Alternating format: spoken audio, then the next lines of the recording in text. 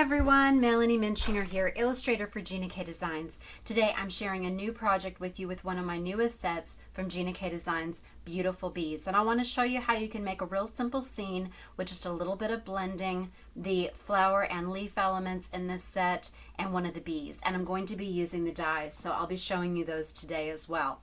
In addition to the bee set, you're going to need some cardstock.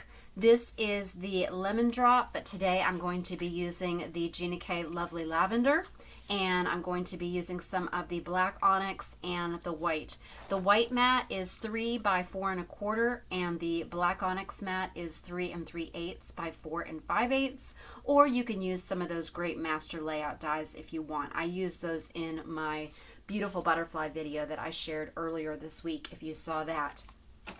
I'm going to be using the die set today. I'm using the larger flower, but you can use either one. And then I'm going to be using one of the hanging bees there. I've got a MISTI for doing my stamping. You're also going to need just a scrap of white to do those die cuts if you're not stamping them directly on the mat.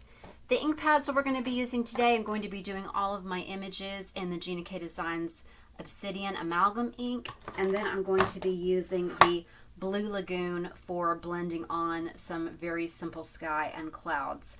In my previous video, I used the turquoise sea. I don't want you to feel like you have to have every blue pad, but I want to show you the different blue pads that I have so you can see the subtle differences to help you make those choices when you're doing your purchasing, and I hope that that's helpful. I'm going to be using a blending brush. Then I've got just some markers to do some very simple coloring on these flowers and leaves and bees. So these are my Arteza markers. I've got the 944 and the 9424, just like a light and a dark one for the top and underside of that bee. I'm going to be doing some purple shades to coordinate with that base. So I've got the 8277 and 883 purples. And these are all from the 120 set of Everblend Arteza alcohol markers I have. I'm also going to throw just a little bit of pink in there to brighten it up a little bit. So this is the 48. And then I've got two greens here, the 2551 and the 5959. Got some Connect glue for those mats, and then just some adhesive foam squares for popping up these die cuts. So I think that's everything. Let's go ahead and get our scene started. So I'm going to start by doing just a little bit of stamping and blending on this mat here. So I'm going to just put this in, and actually I'm going to grab a block. So if you want to have a block handy, just because I'm doing this multiple times, I don't really like to move around a different stamp when I am building with images, just because I tend to transfer ink from my fingers and then I transfer it onto my cardstock. So I'm going to go ahead. I will be using the MISTI though, just for a nice cushion underneath these images, and then I'm going to use the MISTI for stamping those die cuts. And there's a nice tip. You've probably seen it before, but if you haven't, this is going to be helpful for getting that placed into the MISTI. So this is going to show you where we're going. So I just want to build a stem out of these different little leaves and buds that's going to work its way up my mat here. And kind of miss the edge of that leaf, but I'm going to get that colored in. And then I am just touching the edge of that stem to the edge of that leaf. Need a little bit more ink on this pad, but again, this is going to be covered up by my die cut and I'm going to be coloring, so I'm not real worried about that. This is where I'm going to have my greeting go, and I'm going to have my little bee hanging off right there. And then the flower is going to just be right up here. Let's go ahead and color this really quickly. So I'm just going to take my lighter green marker and I'm just going to go in and just do, I'm taking the chisel tip so I can just color in the biggest areas really quickly. And then I'm going to go back with my darker marker. And I might add just a little bit more of the darker marker after I've put my die cut on, and that'll just really help me see where I want to put those shadows. So you remember you're always going to have just a little bit of light on top, and then where the leaves kind of fold in on it themselves, that's where you're going to have the darkest places. So I'm just going to put in a little bit of this darker green just at the base of these leaves, kind of pulling out onto those little folds and veins. This is going to be underneath here. Probably not going to see that much of it. Let me grab that die cut here real quick, and I can just place it on here to see where that is going to go. Okay, so you're really not even going to see that, so you don't really have to color the whole thing. So I'm just laying in some of this green, and then I'm going to go back and do some tip-to-tip coloring. And so I'm thinking about how these leaves up here are going to be casting shadows down onto the lower leaves. So you can put more green. The ones that are not covered up by the flowers are going to have less of that darker green on them. And then you always want to put a little bit underneath wherever those buds are. And I have that built into the image for you, so it's pretty easy to find where that's going to go. All right, so I'm going to go back to my lighter green, and I'm just going to just kind of swirl that over it, and that is going to blend those two together. And if you want an even more blended look, like I said, you can do the tip to tip, where I am going to take the lighter color in the hand that I'm coloring with. I'm going to just pull a little bit of that darker green off, and then just create an in-between shade there.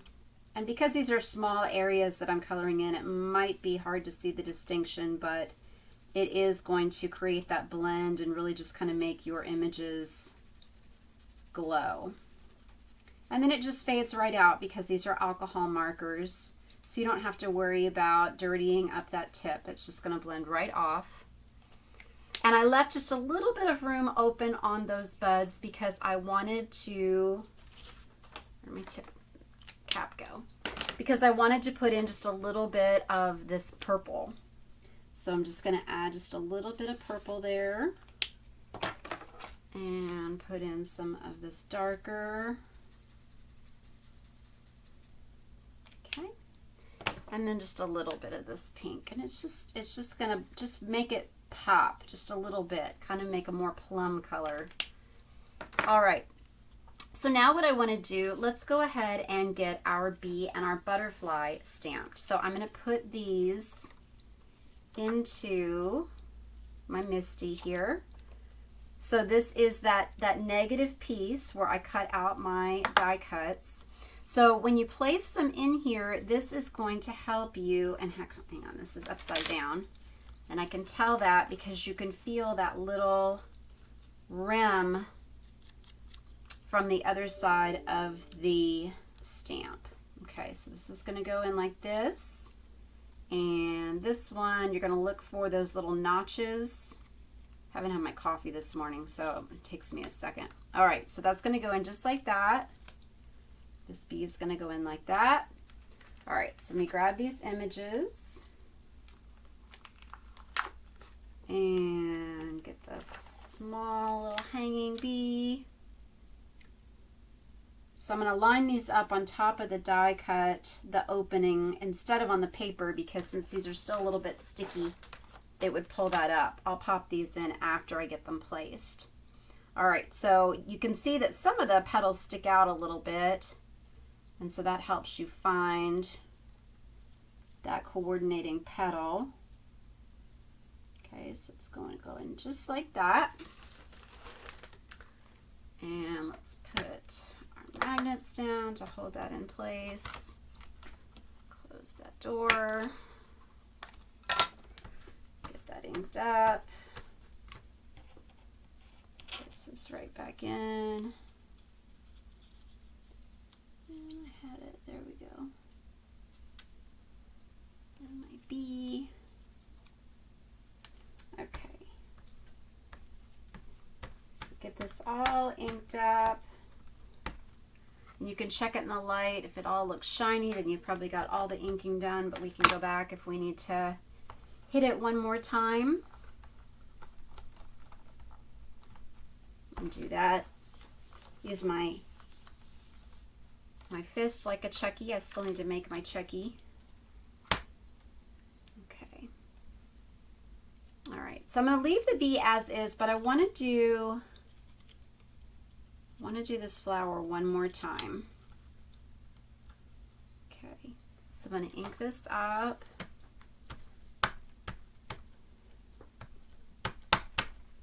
Okay, and then just stamp that.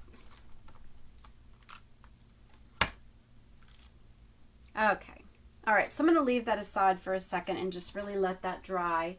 Don't have my heat gun nearby. I was using it for another project, so I really want that to get nice and dry so that it doesn't smear. It's perfect for alcohol markers, but sometimes it does tend to run a little bit if I don't have it dry.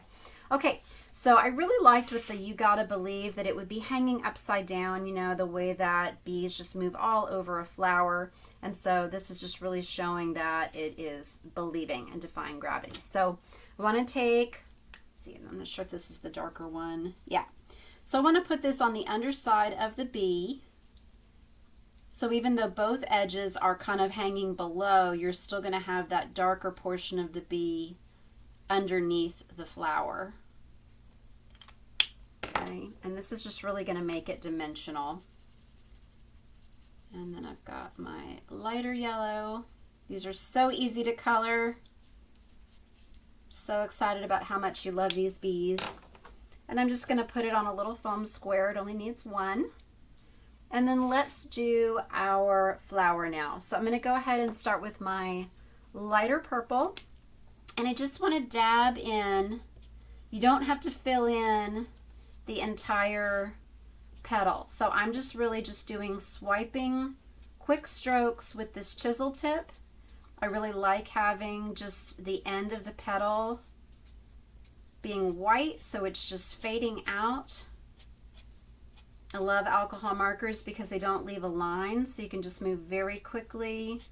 You get a really natural painterly look. Okay, now I'm going to go back in and I'm going to use the chisel tip again. And anywhere that you see that those little darker parts of the image is where you're going to put this darker purple, and those are where you have those overlaps and shadowing of each of the little petals. So I'm just brushing just a little bit in each, and you'll see that as the marker, the ink from it dry, it kind of just mellows and just settles in and blends into that next color even more. Okay, so that's all we're doing here. And it's fine if you miss one. Okay, and then, and I had it turned around. I like it with the center of it opening up. So that's usually how I place it on the card, but you can do it however you want. Now I'm going to take just a little bit of this pink, and this is just going to just kind of bring it up a notch. And just give it just some brightness. So I really like to, when I'm coloring, it always just makes the card look better to, rather than just having light purple, lighter purple, and darkest purple, just to add in like another shade. So maybe if you're using different shades of yellow or shades of orange, to go ahead and add a red into that darkest area. And these are just going to make your shadows look more realistic and make your cards look more bright and interesting. Okay. Oh, and I got a little more pink out there than I wanted, so I'm just going to go back in. Okay. All right, so I'm going to put just a few foam squares on the back of this. And I used yellow for this one, not to pick up that flower, but to emphasize the bee. So it is up to you how you want to do that. Now we got to go ahead and do our blending with that brush. So I'm going to take my brush and I'm going to do just a little bit. Whoop, wrong blade. Have ink pads all over my desk. Put just a little bit of this blue around the edge, and I'm just skipping around So it looks like there's just some kind of hazy clouds out there. And I'm leaving kind of an open space there for my greeting so that it's just that much brighter. So I'm going to put on that You Gotta Believe.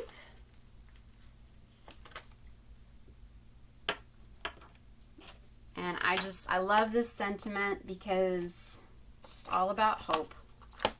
All right, so put that right there. Okay, so let's go ahead and attach our flower and our bee, and then we'll put on our mats, and we are done. And if once you get this assembled, if you want to go back and you see, you know, I want to make those leaves a little bit darker, or I want to add some more colors to that, you can definitely do that. I really like it hanging off of the mat a little bit. So I'm going to do that. And you can have the bee overlapping the flower a little bit more if you want. I just like how those wings are pointing towards that sentiment. And then I'm going to take my Connect glue, or if you want this to be even more layered, you can put this on more foam squares. I'm kind of running low, so I'm rationing them a little bit right now because I'm not sure when I'm going to place my next order. So just get that centered.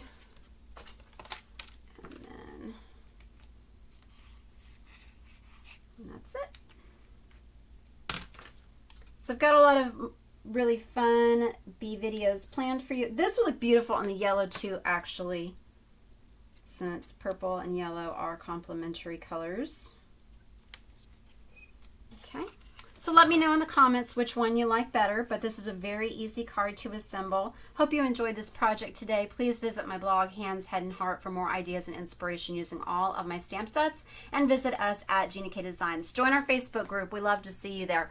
And check out all the other videos that I have in my playlist for my stamps. Thanks for watching today. God bless.